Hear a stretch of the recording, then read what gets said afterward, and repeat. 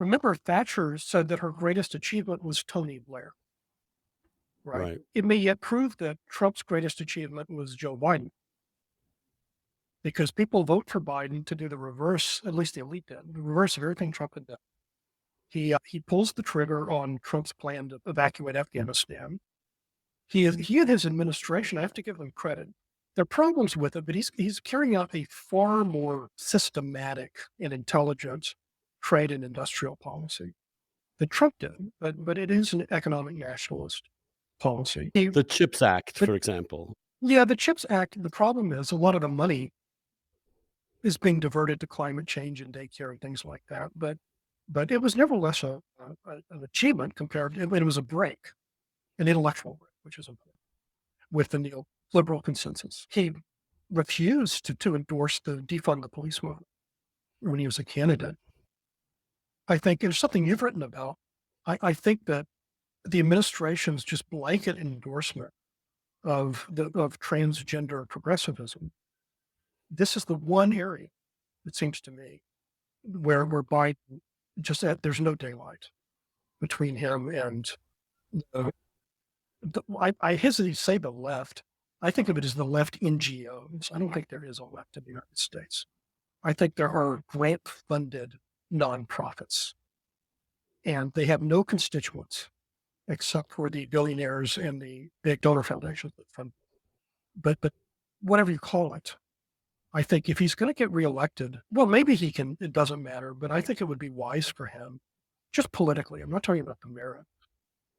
Just to show some qualms, right, about gender affirming care, which is chemical or surgical castration, right, and mastectomies, and he's not there yet. But on everything else, including drilling for oil Yes, and we've noticed, bolstering the and border. let's focus on those things in which he has actually moved quite dramatically. Obviously, trade is one of them. The China policy is also clearly a continuation of the China of Trump.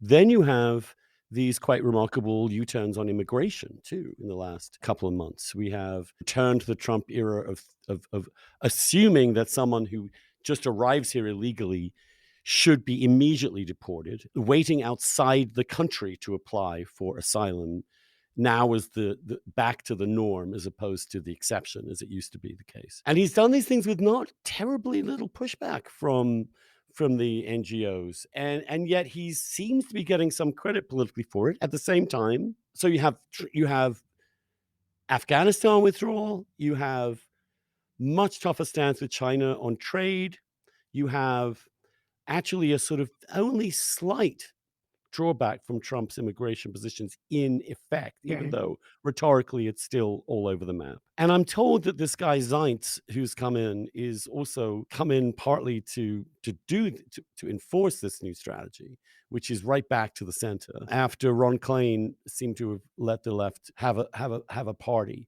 So Biden might be, in your mind, the kind of figure that you're looking for. Yeah, I think that's the case, and to the extent that, as I say, events drive rethinking rather than just arguments, Hmm. it kind of undercuts our role as people who argue from it. But if we're in Cold War II for 25 or 50 years, there's not going to be a global market, right? There's going to be national There's not going to be security, what? global market. Not going to be a rule governed global market. There are going to be rival military economic blocs.